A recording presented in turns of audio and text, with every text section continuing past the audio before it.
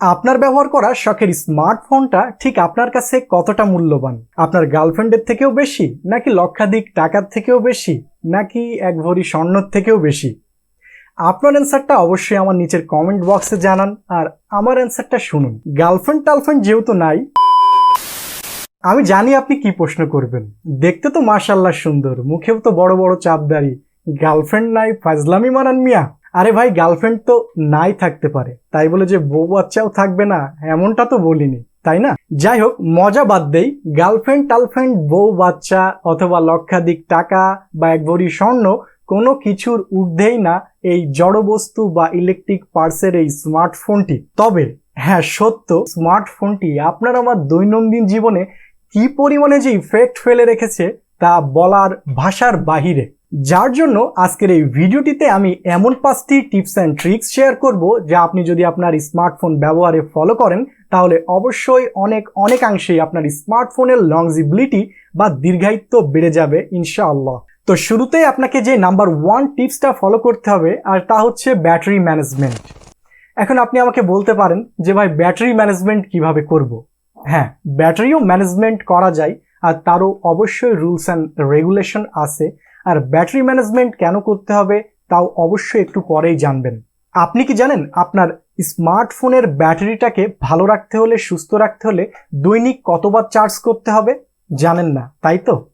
দৈনিক একবার চার্জ করতে হবে। যদি বলেন একবার চার্জে আমার তো হয় না ভাই, না, হবে, একবার চার্জেই হবে।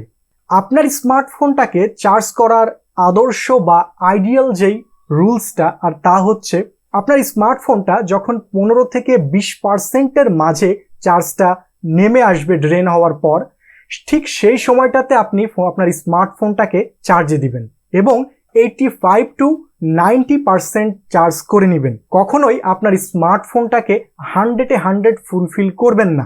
এতে করে কি হবে? এতে করে আপনার স্মার্টফোনটার মধ্যে হিট ইনক্রিজ কম হবে। কারণ আপনি দৈনিক যতবার চার্জে দেন, আপনি যদি একটু নোটিস করে থাকেন যে আপনার ফোনটা চার্জে দিলেই কিন্তু এক ধরনের হিট ইনক্রিজ হয় আপনার সেটের মধ্যে। আর এই হিট ইনক্রিজ হলে কিন্তু মাদারবোর্ডটাও গরম হয়, প্রসেসরও গরম হয়। আর ফোনের মাদারবোর্ড, প্রসেসর, র্যাম রম হাবিজাবি যত বেশি গরম হবে, ফোনের লংজিবিলিটি কিন্তু তত বেশি কমতে থাকবে। তাই জন্য চেষ্টা করবেন দৈনিক একবার অথবা সর্বোচ্চ 2 বার চার্জ দেওয়ার জন্য, এর বেশি না। পয়েন্টস নাম্বার 2-তে যে টিপসটি আসছে, আর তা হচ্ছে স্টোরেজ ম্যানেজমেন্ট। এখন আপনি আমাকে প্রশ্ন করতে পারেন, ভাই আমার ফোনে তো 128 জিবি স্টোরেজ, আমার ফোনে তো 256 জিবি স্টোরেজ, আমার ফোনে তো 512 1 টেরাবাইট পর্যন্ত স্টোরেজ। ভাই, আপনার ফোনে 1 টিবি স্টোরেজ থাক, সেটা আমার দেখার বিষয় না, কিন্তু স্টোরেজ ম্যানেজমেন্ট করাটা জরুরি। একটা স্মার্টফোনের ক্ষেত্রেও আপনার স্টমাকটা যেমন খালি রাখা প্রয়োজন, অনুরূপ আপনি আপনার স্টোরেজটাকে যত বেশি ফাঁকা রাখবেন, ফোন তত বেশি পাখির মতো উড়বে। তা না হলে 2010-12 সালের দিকে যে ফোনগুলো আমরা ব্যবহার করেছি, সেই ফোনগুলোতে কিছুক্ষণ পরে চলে আসতো না, storage running low, please delete some data. এরকম কিন্তু আপনার ফোনটাকে হতে দিয়েন না। সর্বদাই চেষ্টা করুন স্টোরেজটাকে যতটা সম্ভব ফাঁকা রাখার। পয়েন্টস নাম্বার 3-তে আসছে র্যাম ম্যানেজমেন্ট বা অ্যাপ্লিকেশন ম্যানেজমেন্ট। র্যাম বা র্যান্ডম অ্যাক্সেস মেমোরিটাকে বলা হয় অস্থায়ী মেমোরি। আপনি যখন কোনো অ্যাপসে ক্লিক করছেন, ওই অ্যাপসটা রান হওয়ার জন্য কিন্তু এই অস্থায়ী মেমোরি বা র্যামই জায়গা দখল করছে বা র্যামের মধ্যে স্থান নিচ্ছে। তো র্যামের কাজটা তো বুঝলেন, এখন বুঝতে হবে যে কিভাবে অ্যাপ্লিকেশন ম্যানেজমেন্ট বা র্যাম ম্যানেজমেন্ট করতে হয়। আপনি যদি খেয়াল করে থাকেন যে আপনি যখন একটা নতুন ফোন কিনেছেন, তখন কিন্তু সেই ফোনের মধ্যে প্রিবিল্ট হাবি জাবি বহুত ধরনের অ্যাপস থাকে। আর সেই অ্যাপসগুলো বছরে কিংবা 2-3 বছরেও কখনো আপনি ক্লিক করে বা ঢুকে দেখেছেন কিনা তাতেও সন্দেহ রয়েছে। সেই সকল অ্যাপসগুলো যেগুলো আনইনস্টল করা যায়, আনইনস্টল করে দিন। আর যদি আনইনস্টল না হয় তাহলে অবশ্যই ডিসেবল করে দিন, যাতে করে ব্যাকগ্রাউন্ডে সেই সকল অ্যাপসগুলো রানিং না থাকতে পারে। এবং আপনার বাসায় যদি ছোট বাচ্চা কাচ্চা থাকে, তাহলে দেখবেন খেয়াল করে, প্লে স্টোর তো বাপতি সম্পদ, ভাবি যাবি এমন কিছু অ্যাপস আনইউজুয়াল বা আনইথিক্যাল বা আনইউজেবল অ্যাপস নামায় তারা, যেগুলো কখনোই সপ্তাহে, মাসে, বছরে কাজে লাগে না। সেই সকল অ্যাপসগুলো ফাইন্ড আউট করে এখনই আনইনস্টল করুন। যতটা সম্ভব এমন অ্যাপস রাখুন যে সকল অ্যাপসগুলো দৈনিক একবার করে হলেও আপনি ব্যবহার করেন। দৈনিক যদি ব্যবহার না করেন, সপ্তাহে হলেও যাতে একবার করে ব্যবহার করা হয়, এই সকল অ্যাপসগুলোকে আপনার ফোনের স্টোরেজের মধ্যে জায়গা দিন। সংক্ষেপে যদি এর বেনিফিট বলি, তাহলে আপনার ফোনের র্যাম বা অ্যাপ্লিকেশন যত বেশি ম্যানেজড থাকবে, যত বেশি লিমিটেড থাকবে, তত বেশি অ্যাপস রানিং বা অ্যাপস ওপেনিং ফাস্টার হবে, স্মুদার হবে, বেটার হবে। আপনার 90 হার্জেরও দরকার নাই, 120 হার্জেরও দরকার নেই, 60 হার্জেই বেটার অ্যান্ড স্মুথ একটা পারফরমেন্স আপনি লং লাইফ ধরে পেয়ে যাবেন, যদি কিনা আপনি আপনার ফোনের অ্যাপস ম্যানেজমেন্ট বা র্যাম ম্যানেজমেন্ট ঠিক মতো করতে পারেন। পয়েন্টস নাম্বার 4 হচ্ছে background space and application management. অনেকেই ভাবি যে আমাদের ব্যাকগ্রাউন্ডে যে সকল অ্যাপসগুলো রান করে সে সকল অ্যাপসগুলো যখনই ব্যবহার শেষ হয়ে যায় তখনই বোধহয় ক্লোজ করে দিলে আমার ফোনটা ফাস্ট থাকে। আপনার ধারণাটা কিন্তু একেবারেই ভুল বা উল্টো। কেন বলছি?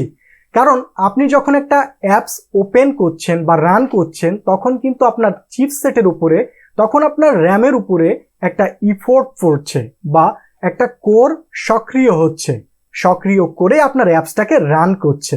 যেমন ধরুন ফেসবুক, মেসেঞ্জার, ইউটিউব, হোয়াটসঅ্যাপ এ জাতীয় অ্যাপসগুলো আপনি ডে টু ডে লাইফে প্রায়শই ব্যবহার করেন বা নিত্য সঙ্গী বলা চলে। আর এই সকল অ্যাপসগুলোকে আপনি কি করবেন? আপনি যখন হোম বাটনে ক্লিক করে ধরবেন, এক ব্যাকগ্রাউন্ডের অ্যাপসগুলো আসবে, তখন দেখবেন প্রতিটা অ্যাপসের ঠিক কর্নার সাইডে 3 ডট বাটন, ওইখানে লক নামের একটা অপশন থাকবে। আপনি ছোট্ট করে একটা ক্লিক করে লক করে দিবেন, যাতে করে সেই সকল অ্যাপসগুলো আপনাকে বারবার ক্লোজ না করতে হয়, বারবার ওপেন না করতে হয়, যাতে করে একবার ইফোর্ট দিয়ে ওপেন করা অবস্থাতেই অ্যাপসটা রানিং থাকে। আর এতে করে বারবার ইফোর্ট পড়ে না চিপসেট এবং র্যামের উপরে। আর এই জিনিসটা আপনার ফোনের জন্য অবশ্যই বেনিফিটেড। 5 মিনিটের জন্য ব্যবহার হয়েছে আর সারা দিনে কোনো ব্যবহার নাই, কালকের দিন আবার ব্যবহার করবেন, এ জাতীয় অ্যাপসগুলোকে অবশ্যই ব্যবহার করা শেষে আপনি হোম স্ক্রিন থেকে কেটে দিবেন বা ক্লোজ করে দিবেন। এতে করে আপনার র্যামটাও স্পেস পাবে এবং যে অ্যাপসগুলো লক অবস্থায় আছে সেই অ্যাপসগুলো সক্রিয় থাকবে এবং র্যাম থেকে পর্যাপ্ত পরিমাণে জায়গা পাওয়ার জন্য স্মুথভাবে রান করবে। লাস্টলি টিপস নম্বর 5 হচ্ছে সেলুলার ডেটা ম্যানেজমেন্ট। খুব সহজে বলি, সেলুলার ডেটা বলতে আমরা যা বুঝি আর তা হচ্ছে সিম কার্ড দিয়ে আমাদের নেট ব্রাউজ করা বা নেটটাকে সক্রিয় করা। আমাদের মধ্যে অনেকেই এমনটা করি যে সারাদিন সেলুলার ডেটাটাকে অন রাখি, যাতে করে গার্লফ্রেন্ডের দেওয়া কোনো মেসেজ মিস না হয়ে যায়। আসলে আপনার গার্লফ্রেন্ডের দেওয়া মেসেজ হয়তো বা মিস হবে না সেলুলার ডেটাটা অন থাকলে, তবে আপনার ফোনের কিন্তু অনেক কিছুই ক্ষতি সাধন হবে আর কি। কেননা সেলুলার ডেটার যেই মডেমটা আছে আপনার এসওসির মধ্যে, সেটা কিন্তু সর্বদাই সক্রিয় থাকছে। আর আপনি একটা জিনিস খেয়াল করলে বুঝতে পারবেন যে যখনই সেলুলার ডেটাটা কানেক্ট করছেন, তখন কিন্তু ইনস্ট্যান্ট আপনার ফোনের মধ্যে একটা হিট ইনক্রিজ হচ্ছে এবং যতক্ষণ পর্যন্ত আপনি সেটটা ব্যবহার করছেন সেলুলার ডেটা দিয়ে, ততক্ষণ পর্যন্ত কিন্তু আপনার ফোনের মধ্যে হিটটা সক্রিয় থাকছে, যতক্ষণ না আপনি সেলুলার ডেটাটা অফ করছেন। তাহলে আপনি বুঝতে পারছেন যে আপনার ফোনের উপর কতটা প্রেসার পড়ে সর্বদা যদি আপনি সেলুলার ডেটাটা অন রাখেন। এই ভিডিওটি যদি আপনি ফেসবুকে দেখে থাকেন, must hit the follow button, and আপনি যদি ইউটিউবে দেখে থাকেন, হিট দ্য সাবস্ক্রাইব বাটন। পরবর্তী ভিডিও আসা পর্যন্ত ততক্ষণ সুস্থ থাকুন, ভালো থাকুন, আল্লাহ হাফেজ।